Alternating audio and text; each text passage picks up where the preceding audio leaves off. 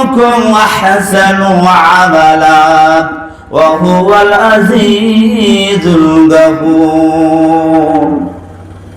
আল্লাহু আকবার বলেন। আল্লাহ তাআলা এই দুনিয়ায় আমাদের সৃষ্টি করার একমাত্র উদ্দেশ্য হলো, আল্লাহ তাআলা এই দুনিয়ায় পাঠানোর আগে আমাদের মৃত্যুটাকে তৈরি করেছেন। তারপর আপনি যদি কোনো দেশে বিমানে যদি চলে যান, কোনো দেশে যদি ভিসা নিতে যান, আগে আপনার ভিসায় পাসপোর্টে লাগাবে আপনি কোন দিন ফিরে আসবেন, আপনার পাসপোর্টের ডেট তারিখ কত, মৃত্যু তারিখ কত, এই 1 বছর না 2 বছর 3 বছর থাকবেন এই দেশে, এই একটা নির্দিষ্ট সময় দিয়ে দেয়, সময়ের মধ্যে তাকে আবার ফিরে আসতে হবে। তাই আল্লাহ রাব্বুল আলামিন এই দুনিয়ায় আমাদের পাঠিয়েছেন। আমাদের জীবনের হায়াতের কতটুকু হায়াত হবে, 40 বছর, 50 বছর, 30 বছর, 60 বছর, এই হায়াতের সীমাবদ্ধতাকে দিয়েছেন। আর আল্লাহ রাব্বুল আলামিন বলেছেন আইয়ুকুম আহসানু আমালা, এই হায়াতের মধ্যে কে কত সুন্দর ও ভালো কাজ করতে পারে তার প্রতিযোগিতা করা, তার পরীক্ষা দেওয়াই হচ্ছে আমাদের এই জীবনের মূল লক্ষ্য, উদ্দেশ্য।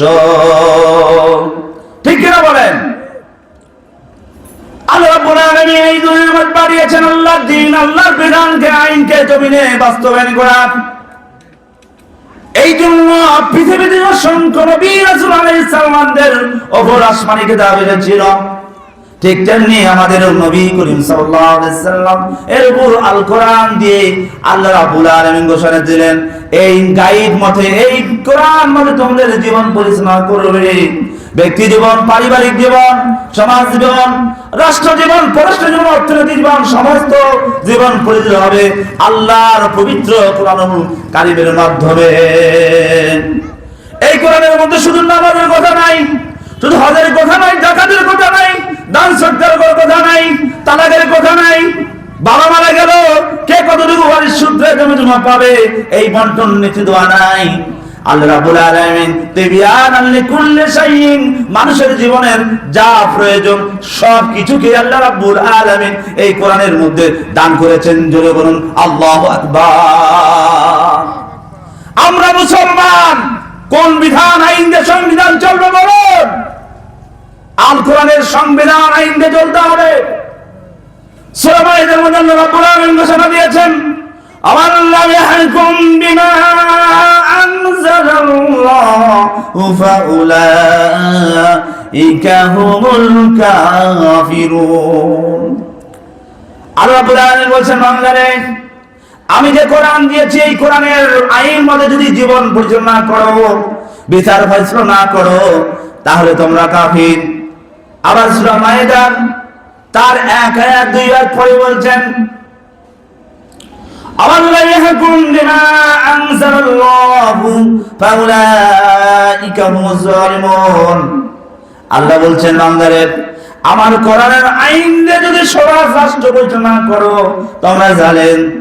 তার একটা আয়াত পরে বলেছেন, উলাইকা হুমুল ফাসিকুন। তোমরা যদি কোরআনের আইন দিয়ে পরিচালনা করো তাহলে তোমরা হবে ফাসিক। তাহলে আপনি কি ফাসিক হতে চান? কথা বলেন না। আপনি কাফির হতে চান? আপনি মিথ্যাবাদী হতে চান? আপনি জালিম হতে চান? তাই আল্লাহর কোরআনের আইন যারা দেশে বাস্তবায়ন করতে চায়, 90% মুসলমানের দেশে 54 বছর পার হয়ে গেল, 90% মুসলমান থাকার পরে আফসোস এই বাংলার জমিনের পার্লামেন্টের সংসদে আজ পর্যন্ত কোরআনকে আমরা পৌঁছাইতে পারি নাই। পেরে গেছে কি? আফসোস তোমার ইমানের মুখে তোমারই আমরা। তুমি 500 টাকা পেলে তুমি কল করানোর একটা পাইলে তুমি ইমানটা বিক্রি করে দাও। চাঁদাবাজি, বাটপার, ছিনতাইকারী, দখলবাজিকে তুমি তোমার মূল্যবান ভোটটা দিয়ে দাও। আল্লাহ রাব্বুল আলামিন সূরা নিসার মধ্যে 85 নম্বর আয়াতে বলেছেন, যে ব্যক্তি খারাপ সে সুপারিশ করবে, সাপোর্ট করবে, ওই ব্যক্তির যদি সমস্ত পাপের অংশীদার সেও হবে। আর যে ব্যক্তি ভালো লোককে, নেককার লোকের কাজে সাপোর্ট করলো, সুপারিশ করলো, সেই ব্যক্তি যত ভালো কাজ করবে তারও সে নেকির অংশ পাবে। জোরে বলুন সুবহানাল্লাহ। তা আগামী দিনের নির্বাচনে যদি আদল ইসলামী জোট ক্ষমতা আসে, রাষ্ট্র ক্ষমতা নির্বাচনে আসে, আপনারা কি ইসলামপন্থী দলকে ভোট দেবেন? না, যারা বলে আমরা শরিয়া আইন মানি না তাদেরকে ভোট দিবেন। যারা আল্লাহর কোরআনের পার্লামেন্ট চায় তাদেরকে দিবেন। না অমুক নেতা তমুক নেতা যারা চায় আল্লাহ শরিয়া আইন প্রকাশ্যে বলে আমরা শরিয়া আইন মানি না, আমরা আফগানিস্তান তালেবান ওদের দিবে না, আমরা তাদেরকে চান, বলেন ঠিক কিনা বলেন? যদি আপনি মুসলমান হয়ে থাকেন, আপনার কলবে যদি ইমানের নূর থাকে, আপনি কখনো অন্যায়কারীদেরকে সাপোর্ট করবেন না। আল্লাহর নবী সাল্লাল্লাহু আলাইহি সাল্লাম বিশ্ব মানবতার পরম বন্ধু হযরত মুহাম্মদুর রাসূলুল্লাহ সাল্লাল্লাহু আলাইহি সাল্লাম তার মক্কা জীবনের এমন এক সময় কান্তি লগ্নে এসে গেল, তার কলিজার টুকরা, তার পরম বন্ধু উম্মাহাতুল মুমিনিন হযরত খাদিজাতুল কুবরা রাদিয়াল্লাহু আনহা তিনি মারা গেলেন। তার 3 দিন পরেই তার আপন চাচা মাথার উপর সাদা। ছোটবেলা থেকে আমার রাসূলকে কোলে পিঠে করে লালন পালন করেছেন। শৈশবে যখন আল্লাহ রাসূলকে সাল্লাল্লাহু আলাইহি ওয়াসাল্লামকে যখন বুকে নিয়ে ঘুমাতেন, আবু তালেবের সন্তানরা এসে বলতো, আব্বা তুমি মুহাম্মদকে ধরে আমার বুকে কোলে নিয়ে ঘুমাও। আবু তালেব বলেছেন, তোমরা দূরে সরে থাকো, আমার আব্বা আব্দুল মুত্তালিব আমাকে ওয়াদা দিয়ে গেছেন, আমি আমার আপন ভাতিজার মুহাম্মদকে আমি একটু শান্তি থেকে দিব, সে যেন কখনো না বুঝে তার পিতা এই দুনিয়ায় না।